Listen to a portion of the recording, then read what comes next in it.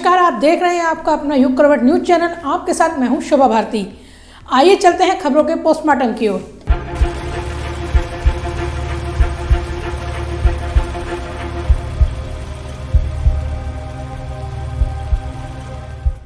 प्रधानमंत्री नरेंद्र मोदी 25 जनवरी को अलीगढ़ में होने वाली भाजपा ब्रज प्रदेश और पश्चिमी क्षेत्र के मतदाताओं और कार्यकर्ता सम्मेलन को संबोधित करेंगे। इस दौरान प्रधानमंत्री देश भर में विधानसभा क्षेत्रवार 5-5 हजार नव मतदाताओं से ऑनलाइन संवाद भी करेंगे। अयोध्या के श्री राम मंदिर में रामलला की प्राण प्रतिष्ठा के बाद भाजपा आगामी लोकसभा चुनाव की तैयारियों का शंखनाद अलीगढ़ से करने जा रही है। प्रधानमंत्री नरेंद्र मोदी 25 जनवरी को यहां होने वाले भाजपा ब्रज प्रदेश और पश्चिमी क्षेत्र के नव मतदाताओं और कार्यकर्ता सम्मेलन को संबोधित करेंगे। इस दौरान प्रधानमंत्री देश भर में विधानसभा क्षेत्रवार 5-5 हजार नव मतदाताओं से ऑनलाइन संवाद भी करेंगे। इस सम्मेलन में करीब 2 लाख कार्यकर्ताओं को लाने की तैयारी की जा रही है। 14 जनवरी को भाजपा के प्रदेश महामंत्री संगठन धर्मपाल सिंह ने इसकी तैयारियों पर मंथन किया। भाजपा महानगर के संयोजन में होने वाली रैली की जिम्मेदारियां तय की। उत्तर प्रदेश में कुल 3 बड़े कार्यक्रम होने हैं। इसकी शुरुआत अलीगढ़ से हो रही है और इसके बाद आजमगढ़ व लखनऊ में भी सम्मेलन होंगे। अलीगढ़ में ब्रज व पश्चिमी क्षेत्र के 6 मंडलों अलीगढ़, आगरा, बरेली, मेरठ, मुरादाबाद और सहारनपुर के 38 जिलों के कार्यकर्ता व नव मतदाता शामिल होंगे। क्योंकि उसी दिन मतदाता दिवस भी होता है, तो उसी दिन प्रधानमंत्री विधानसभा क्षेत्रवार एक विधानसभा पर 2 स्थानों पर 5-5 हजार नए मतदाताओं को ऑनलाइन संबोधित करेंगे। इसलिए तैयारियां की जा रही हैं। यह संबोधन भी अलीगढ़ से ही कराया जाएगा और कार्यकर्ताओं का जिम्मा युवा मोर्चा को दिया गया है। अलीगढ़ में होने वाले आयोजन की जिम्मेदारी भाजपा महानगर को दी गई है। अयोध्या में रामलला की प्राण प्रतिष्ठा के उल्लास के बीच यह जानना सुखद होगा कि एशिया के सबसे बड़े मदरसे दारुल उलूम के पुस्तकालय में उर्दू में लिखित वाल्मीकि रामायण और श्री रामचरितमानस संग्रहित है। पुस्तकालय प्रभारी मौलाना शफीक के अनुसार ज्यादा पुरानी होने के कारण दोनों ग्रंथों के पन्ने बेहद कमजोर हो गए हैं। इन्हें रसायन लगाकर रखा गया है। श्री रामचरितमानस का उर्दू अनुवाद 1921 में महर्षि स्वामी श्री भरत लाल बर्मन ने किया था। 1321 पेज के इस अनुवाद को लाहौर के JS Sant Singh and sons ने प्रकाशित किया था। महर्षि वाल्मीकि लिखित आदि काव्य रामायण का 272 पेज में उर्दू अनुवाद 1949 में कीर्तन कलानिधि बानी भूषण नाट्य आचार्य महाकवि शिव नारायण तस्कीन ने किया था। इसका प्रकाशन दिल्ली की गेला राम एंड सन्स ने किया था। पुस्तकालय में इसका 3य संस्करण उपलब्ध है।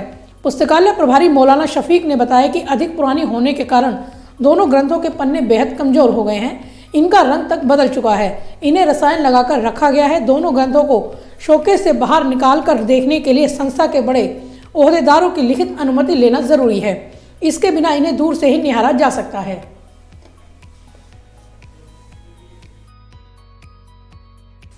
रामलला हम आएंगे, मंदिर वहीं बनाएंगे, ये नारा तो पूरे देश ने सुना होगा। राम मंदिर की अलख जगाने में इस नारे का अहम योगदान रहा है। ये नारा किसने दिया, हम आपको बता रहे हैं। 22 जनवरी को अयोध्या में रामलला की प्राण प्रतिष्ठा की जाएगी। करीब 500 साल से मंदिर बनने का सपना देख रहे हर राम भक्त की मुराद पूरी होगी। मंदिर बनने का सफर बहुत लंबा है। इसमें कई राम भक्तों ने अपने प्राण दिए। एक ऐसे ही कार सेवक हैं बाबा सत्यनारायण मौर्य, जिन्होंने राम जन्मभूमि आंदोलन के दौरान हिंदुओं में उत्साह का संचार करने वाले कई नारे दिए। एक नारे ने श्री रामलला हम आएंगे, मंदिर वहीं बनाएंगे ने पूरे देश में राम नाम की अलख जगाने में महती भूमिका निभाई है। इस नारे के प्रणेता बाबा सत्यनारायण मौर्य एक भटकते हुए बाबा के रूप में भी जाने जाते हैं। राम भक्ति में लीन रहने वाले बाबा मौर्य शुरुआती दिनों से पढ़ाई खत्म करने के बाद मंदिर आंदोलन से जुड़ गए और अयोध्या की गलियों में राम मंदिर निर्माण की अलख जगाने लगे। पेंटिंग के शौकीन बाबा ने गेरू की मदद से गली मोहल्ले की हर दीवार पर नारे लिखना शुरू कर दिया था। इन्हीं में से एक नारा था रामलला हम आएंगे, मंदिर वहीं बनाएंगे। इस नारे ने हर राम भक्त में एक नई ऊर्जा का संचार किया। श्रीलंका से भगवान श्री राम की चरण पादुका लेकर यात्रा पर निकले बाबा मौर्य ने बताया कि उज्जैन में पढ़ाई के दौरान मंदिर आंदोलन से जुड़ने का मौका मिला। मैं यहाँ दीवारों पर नारे उकेरने लगा। 1990 में दोस्तों के साथ अयोध्या की ओर रुख किया। यहाँ भी दीवारों पर नारे लिखने लगा। मेरे लिखे नारे जब विश्व हिंदू परिषद के प्रमुख अशोक सिंघल ने पढ़े तो उन्होंने कहा कि इसे आगे बढ़ाएं। जब बाबा के गाने और कविताओं के बारे में सिंघल को पता चला तो उन्होंने दिल्ली भेजकर गाने और नारों की कैसेट रिकॉर्ड करवाई। ये नारे बाद में मंच पर गूंजने लगे। उज्जैन में आयोजित कार्यक्रम में बाबा ने मंच से ही रामलला हम आएंगे, मंदिर वहीं बनाए का नारा दिया था। बताते हैं कि एक गीत है सौगंध राम की खाते हैं हम मंदिर वहीं बनाएंगे। इसे गाते समय कई पंक्तियां जुड़ी, लेकिन इनमें से एक पंक्ति रामलला हम आएंगे मंदिर वहीं बनाएंगे खूब चली। बाबा ने रक्त देंगे प्राण देंगे मंदिर का निर्माण करेंगे जैसे कई नारे दिए। मूलत राजगढ़ के रहने वाले बाबा ने एमकॉम किया और एमए गोल्ड मेडलिस्ट रहे हैं। पिता टीचर थे और फिर भाई बहन भी टीचर बने। बाबा सत्यनारायण मौर्य को 22 जनवरी 2024 को अयोध्या के भव्य राम मंदिर में भगवान रामलला की प्राण प्रतिष्ठा समारोह में शामिल होने का न्योता मिला है, जो कि समारोह में शामिल होकर अपने स्वप्न को यथार्थ बनते देखेंगे। वे कहते हैं कि उस समय का संघर्ष है जब हमने कार सेवा की, जिसके कारण यह क्षण आया है। बसपा सुप्रीमो मायावती ने अपने जन्मदिन पर बड़ा ऐलान किया है। उन्होंने कहा कि लोकसभा चुनाव में बसपा किसी पार्टी के साथ गठबंधन नहीं करेगी, अकेले ही चुनाव मैदान में उतरेगी। इस दौरान उन्होंने भाजपा की फ्री राशन स्कीम पर कड़ा प्रहार किया। अखिलेश यादव पर भी हमला बोला। मायावती ने बड़ा ऐलान करते हुए कहा कि लोकसभा चुनाव अकेले लड़ेंगे। 2024 चुनाव में बसपा किसी से गठबंधन नहीं करेगी। लोकसभा चुनाव अकेले लड़कर बेहतर रिजल्ट लाएंगे। गठबंधन में चुनाव से हमारी पार्टी को नुकसान होता है। मायावती ने कहा कि गठबंधन से बसपा को फायदा कम नुकसान ज्यादा होता है। हमारी पार्टी को धांधली की वजह से नुकसान होता है। उन्होंने कहा कि स्वर्ण वोट बसपा को ट्रांसफर नहीं होते, इसलिए बसपा किसी के भी साथ गठबंधन नहीं करेगी। सांप्रदायिक सोच वाली पार्टी से दूरी रखेंगे। अधिकांश दलों की मानसिकता जातिवादी है। उन्होंने कहा कि हर चुनाव में ईवीएम में धांधली हो रही है। ईवीएम के विरोध में बहुत आवाज उठी। देश में निष्पक्ष चुनाव होने चाहिए। मायावती ने भाजपा सरकार पर हमला बोला। उन्होंने कहा कि लोगों को फ्री राशन का झांसा दिया, राशन देकर गुलाम बनाया जा रहा है। मायावती ने कहा कि यूपी में हमारी योजनाओं की नकल की जा रही है, धर्म की आड़ में राजनीति की जा रही है। मायावती ने कहा कि हमने उत्तर प्रदेश में अपनी 4 बार की सरकार में सभी वर्गों के लिए काम किया था। अल्पसंख्यक, मुस्लिम, गरीब, किसान और मेहनतकश लोगों के लिए जन कल्याणकारी योजनाएं चलाई थी। इन योजनाओं को सरकारें नाम और स्वरूप बदलकर अपना बताने की कोशिश कर रही हैं, लेकिन जातिवाद होने की वजह से ये काम नहीं हो पा रहा है। मायावती ने हमला करते हुए कहा कि लोगों को रोजगार देने के बजाय फ्री में थोड़ा सा राशन देकर अपना मोहताज बनाया जा रहा है, जबकि हमने अपनी सरकार के दौरान वर्तमान सरकारों के जैसे लोगों को अपना मोहताज नहीं बनाया, बल्कि सरकारी और गैर सरकारी क्षेत्र में रोजगार के साधन उपलब्ध कराए। मायावती ने आगे कहा कि हमने अपनी सरकारों में लोगों को सम्मान और स्वाभिमान ऊंचा करने का अवसर भी दिया, लेकिन वर्तमान में यह होता दिखाई नहीं दे रहा है। केंद्र और राज्य सरकारें धर्म और संस्कृति की आड़ में राजनीति कर रही हैं, जिससे लोकतंत्र कमजोर हो रहा है। इस दौरान मायावती ने समाजवादी पार्टी के राष्ट्रीय अध्यक्ष अखिलेश यादव पर भी निशाना साधा। उन्होंने कहा कि अखिलेश ने गिरगिट की तरह बयान बदला है। साथ ही संन्यास की बात को भी उन्होंने बेबुनियाद बताया। इंडिया गठबंधन की दिल्ली बैठक में सपा प्रमुख अखिलेश यादव ने बसपा के साथ बातचीत को लेकर तल्ख तेवर दिखाए थे। उन्होंने कहा था कि अगर मायावती की पार्टी गठबंधन में आई तो उनकी पार्टी इससे बाहर हो जाएगी। पार्टी को अपना स्टैंड क्लियर करना पड़ेगा। अखिलेश ने इंडिया गठबंधन से बाहर जाने की बात तक कह दी थी। मायावती ने इंडिया गठबंधन की इस बैठक का जिक्र करते हुए अखिलेश यादव को गिरगिट बताया। मायावती ने कहा कि कांग्रेस, बीजेपी और उनकी सभी सहयोगी पार्टियों की सोच पूंजीवादी, सामंतवादी और सांप्रदायिक है। यह पार्टियां इन्हें अपने पैरों पर खड़ा होते नहीं देख सकती। आरक्षण का भी पूरा लाभ नहीं मिल पा रहा है। दिल्ली गोवा फ्लाइट में हुई देरी से भड़के एक यात्री ने पायलट पर हमला बोल दिया। इस दौरान आरोपी यात्री ने धमकी दी कि अगर जल्द ही फ्लाइट ने उड़ान नहीं भरी तो वह विमान का गेट खोल देगा। आरोपी की पहचान साहिल कटारिया के रूप में हुई है। आरोप है कि साहिल ने फ्लाइट में देरी से नाराज होकर सह पायलट अनूप कुमार पर हमला कर दिया। इस घटना का वीडियो भी सोशल मीडिया पर वायरल हो रहा है। वीडियो में पीला स्वेटर पहने आरोपी साहिल कटारिया दिख रहा है।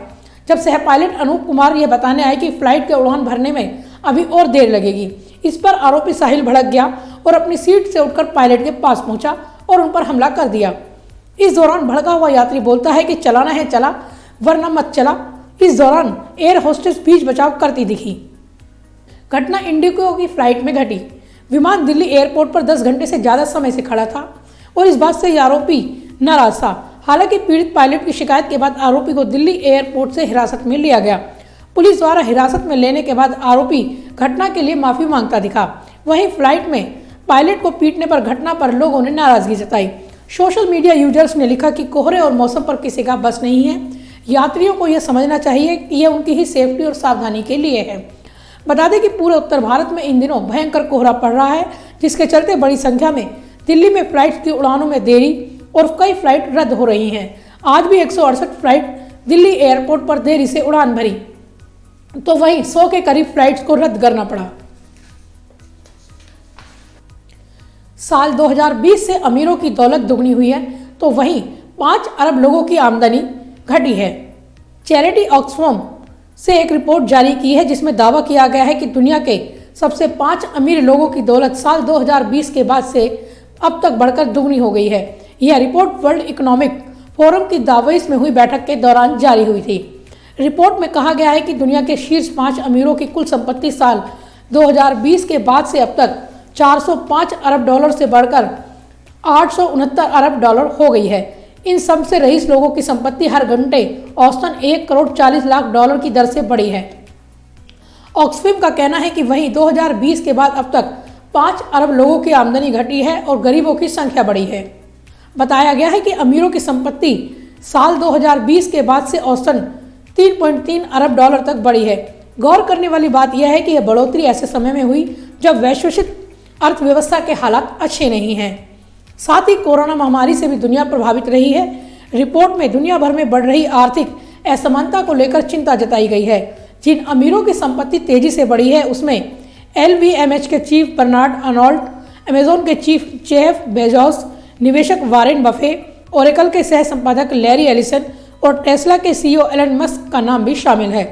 रिपोर्ट में कहा गया है कि अगले 229 सालों तक गरीबों का इस दुनिया से नहीं मिटाया जा सकेगा। ऑक्सफैम इंटरनेशनल के अंतरिम एग्जीक्यूटिव डायरेक्टर अमिताभ बेहरन ने बताया कि कारपोरेट का रवैया और एकाधिकारवादी शक्तियों की वजह से दुनिया में असमानता बढ़ रही है। कामगारों को दबाकर टैक्स छूट का फायदा लेकर सरकारी कंपनियों का निजीकरण कर जलवायु परिवर्तन को बढ़ावा कर अमीर लोग अपनी संपत्ति बढ़ा रहे हैं। साथ ही वे सत्ता का दुरुपयोग भी करके हमारे अधिकारों, लोकतंत्र को कमजोर कर रहे हैं। रिपोर्ट में कहा गया है कि दुनिया भर में निजी सेक्टर कम टैक्स दरों, व्यवस्था की खामियों और अपारदर्शिता को बढ़ावा दे रहे हैं। टैक्स को लेकर नीति निर्धारण में होने वाली लॉबिंग से टैक्स दरों को कम रखा जा रहा है, जिससे सरकारी खजाने को नुकसान हो रहा है, जबकि यही पैसा गरीबों के कल्याण पर खर्च हो सकता था। ऑक्सफैम ने बताया कि कारपोरेट टैक्स देश में साल 1948 से 38% था, जो 2022 में घटकर महज 23.1% रह गए हैं। रिपोर्ट में अरबपतियों की संपत्ति टैक्स लगाने के सुझाव दिए गए हैं, जिससे हर साल 1.8 खरब डॉलर सरकार को मिल सकते हैं। तो बस आज के लिए इतना ही। गाजियाबाद और देश विदेश की खबरों के लिए देखते रहिए युग करवट और पढ़िए आपका अपना युग करवट न्यूज़पेपर। युग करवट चैनल को लाइक करें, सब्सक्राइब करें और कमेंट जरूर करें। आपके कमेंट हमारे लिए महत्वपूर्ण है। नमस्कार।